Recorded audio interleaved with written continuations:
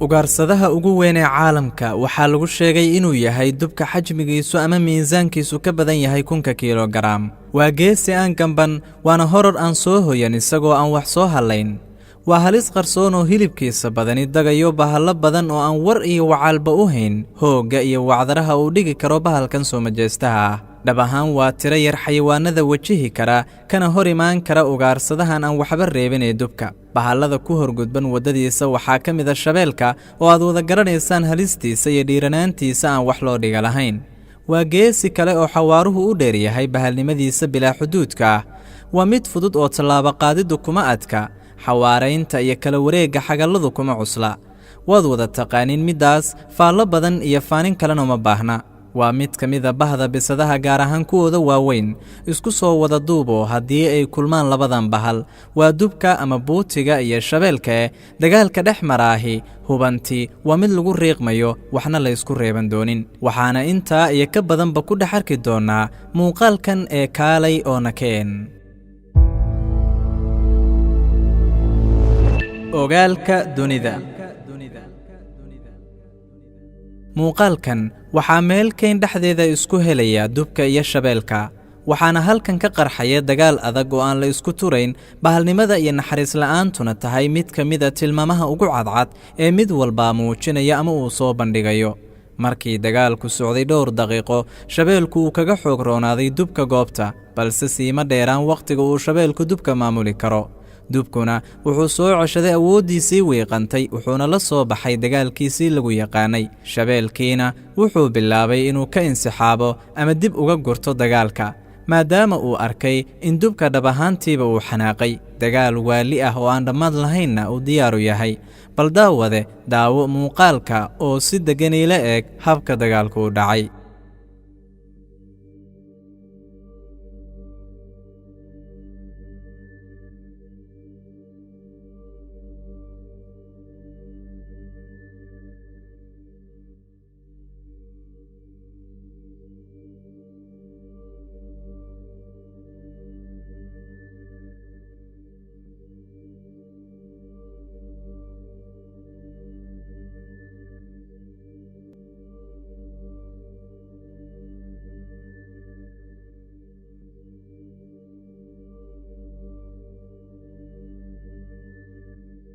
daanta ama jiinka ama dhinaca webiga laba shabeel ayaa dubka u soo dhowaaday kuwaasi oo weerar ku ah isaga inkastoo laba ay ahaayeen haddana dubku isma dhiibin oo wuxuu go'aansaday inuu iska dhiciyo sidoo kalena mudankooda uu marsiiyo dhab ahaan xoogaa ayuu la halgamayey balse nasiib xumo markii dambe inuu baxsado ayaa u soo baxday maadaama uu dareemay in ugu dambayn ay ku wadaan guuldarro ama isaguba cagta saaray waddadii fashilka maadaamuu laga tiro batay la iskuna soo hiiliyey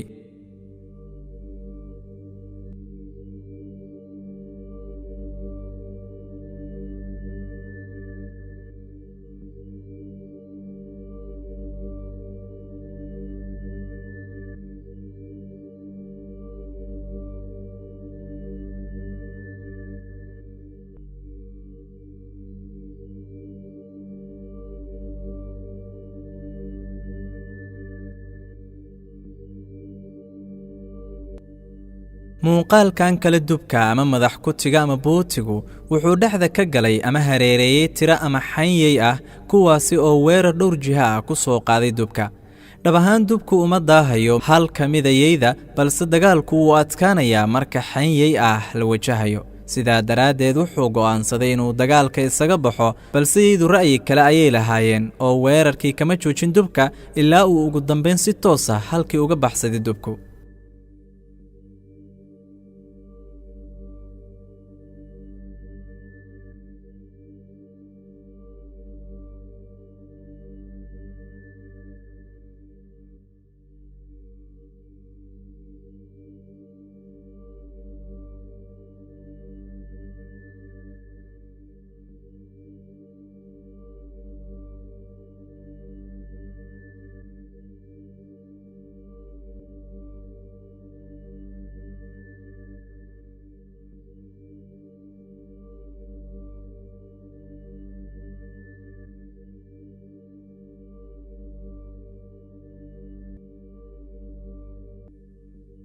muuqaalkeenna ugu dambeeya waxaan ku daawan doonaa weerarka la yaab kale ee dubka ku qaaday xayawaan ka mida kuwa loo qadariyo kan ugu weyn naasley badeedda oo aan ku magacaabi karno maroodi badeed carabi ahaan waxaa la yidhaahdaa xayawaanul fad halka ingiliishaan la yidhaahdo woorles waa noole awood u leh ku noolaanshaha biyaha iyo berrigaba inkastoo xajmiga iyo miisaanka noolahani uu weyn yahay sii raaciyo ay yihiin kuwo leh micyo dhaadheer adag oo af badan haddana markii mid ka mid a xayntooda uu weerar ku soo qaaday dubka qudbigu way firxadeen iyagoo ka baxsanaya bahalkana naxariista lahayn ee dubka ama buutiga dhammaantoodna dhanka biyaha ayay u baxsadeen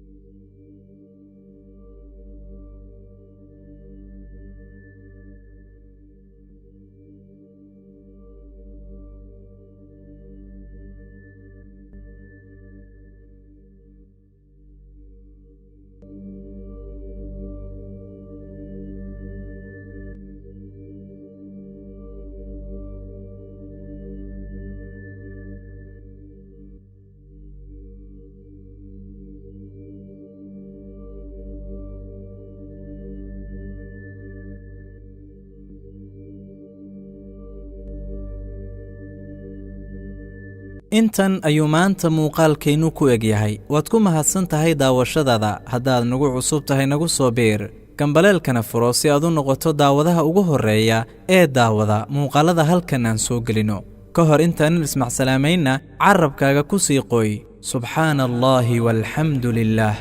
walaa ilaaha ila allah wallaahu akbar walaa xawla walaa quwata ila billaah fii amaan illaah والسلام عليكم ورحمة الله وبركاته.